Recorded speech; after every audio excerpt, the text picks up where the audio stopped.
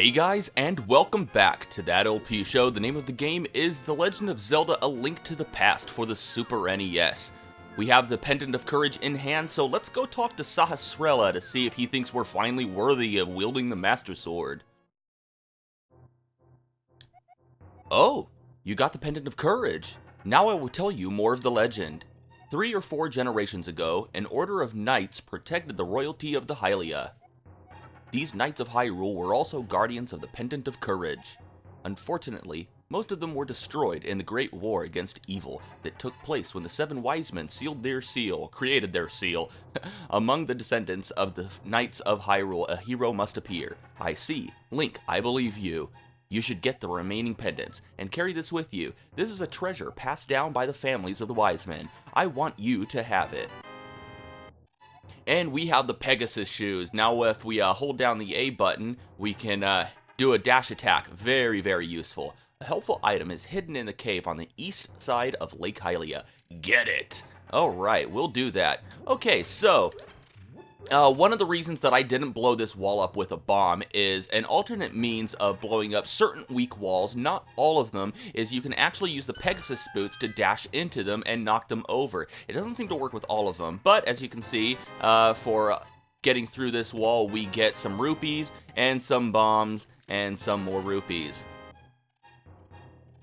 Okay, so yeah, the Pegasus shoes, very, very handy. I'll be pretty much using them all the damn time. Okay, so we have 2 more pendants to go after, one in the desert there to the southwest, and one in the mountains to the north. However, before moving on to our next pendant, we're going to be taking Sahasrela's advice and going to the east side of Lake Hylia. He said that there's a special item there.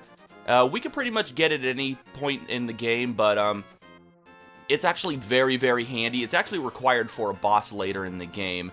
But we're going to get it now because it can actually make the next boss we're going to fight very, very easy. And as you can see now that we have the Pegasus shoes, whoa, there we go. We're actually having no issues with transportation right now.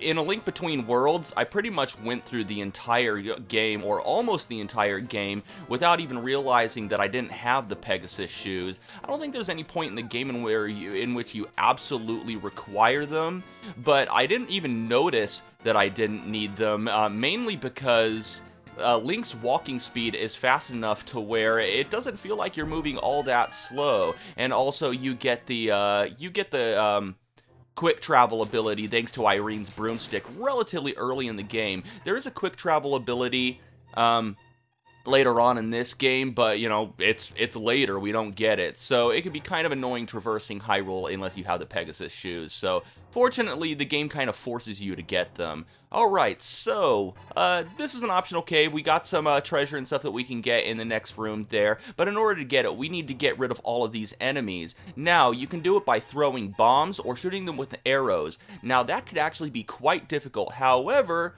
thanks to, well, sprite limitations, we could just do that. I honestly don't think that the game designers intended for us to be able to do that. So, well, there you go. Nice little trick if you're not so good with aiming arrows or timing bombs. So there we go. That door's opened up. Take some rupees, but don't tell anyone I gave them to you. Keep it between us, okay? Alright, it's a secret to everyone. Oh, and we got 300 rupees. That is quite a lot. Yeah, we are definitely not going to be hurting for rupees anytime soon. You know, which is good, because we're about to come up on a point in the game in which we need quite a few rupees, 500 to be specific. So, yeah, we're doing alright. Okay, that was not the treasure of Lake Hylia that Sahasrela was talking about. Be careful with those guys, by the way, these green choo-choos. If we hit them with our sword, we'll be electrocuted and we'll take damage. And here's an interesting enemy. This is the only point in the game in which he appears. He's just kind of ballooned up like that, and then he breaks up into little smaller enemies after you attack him. Actually, if you ignore him for long enough, he'll just automatically explode. Alright, here we are on the east side of Lake Hylia, and we want to blow up that rock. We can't blow it up. We can't knock it down with the Pegasus shoes, so don't bother.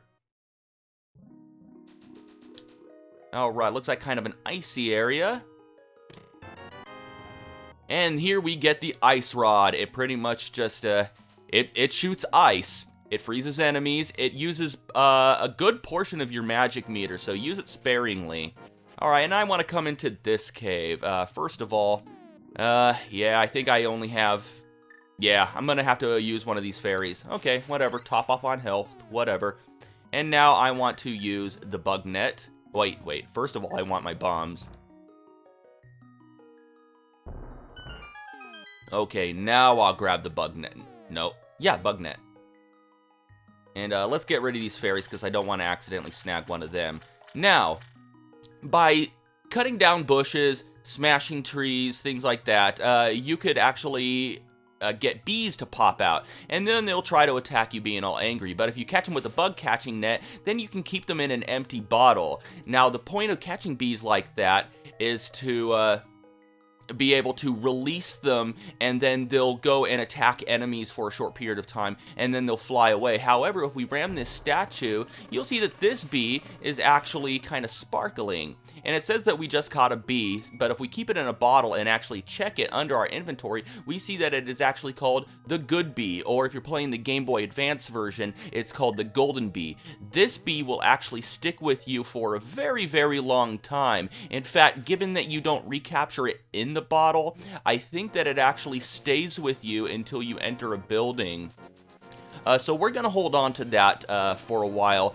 Actually, we're going to hold on to it for quite a while because I want to use it for something kind of cool, kind of ridiculous. Nothing really required, but something I just wanted to show off because it can actually devastate a boss pretty well. In addition to staying with you an extra long time, I think it also causes more damage than a regular bee. Oh, come on. Well, speaking of regular bees, yeah, there you go. We don't need you. Okay, so the desert.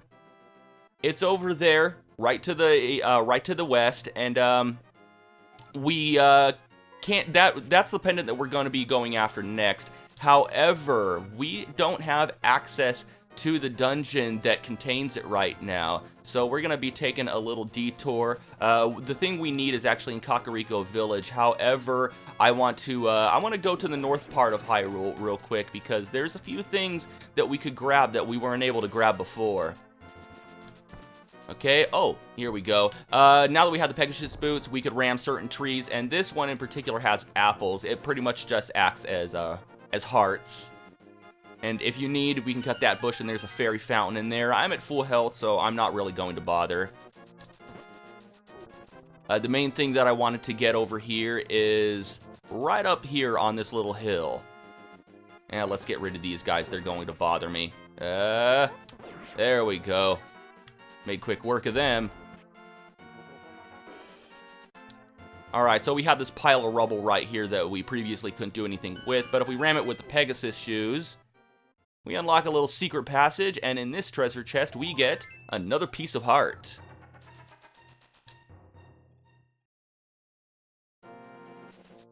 Yeah, Pegasus boots are really, really handy. Is it Pegasus shoes or Pegasus boots? I don't even remember. It's called one of them. I guess it's interchangeable. I guess they didn't really have shoes in Hyrule. Everything is boots or sandals, or everybody just goes bare feet because it's kind of a medieval times theme to it. Alright, so I'm just going to cut directly through Kakariko Village because there's nothing that I really need in the village proper except for right in here. We got a little library right here.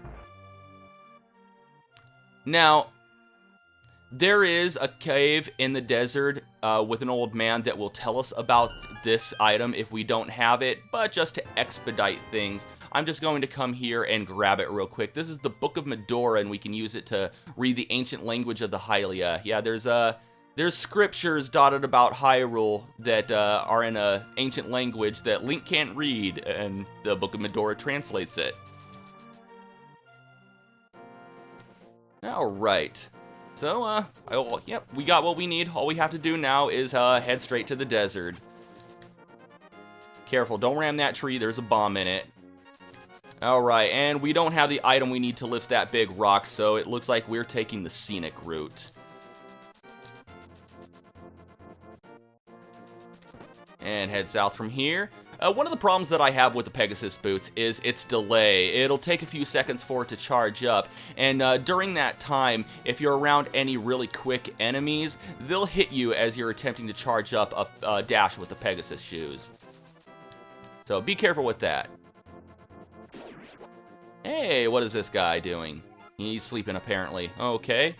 Pay no attention to the average middle-aged man standing behind the sign. Pay no attention to the man behind the curtain.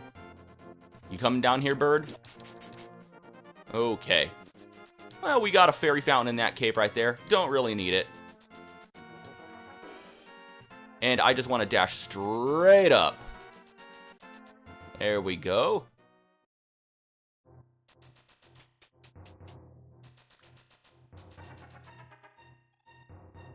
Alright, and this old man right here, if we didn't have the Book of Medora, he'd tell us about it. Aha, it's the Book of Medora. With it, you could read the language of the Hylia people. Alright, one of the things that we really wanted to come here for is to blow up this wall. And inside, we find another treasure chest with another piece of heart. Yeah, so we're doing pretty good on our pieces of heart right now. Okay, well, we pretty much all have everything we need. We got a new piece of heart. We're here in the desert. We got the Book of Medora to read any ancient language that we otherwise couldn't read. So we're going to make our way to the desert palace for the Pendant of Power. But that's going to have to wait until next time. And until next time, thank you for watching That LP Show, and have a one that is good.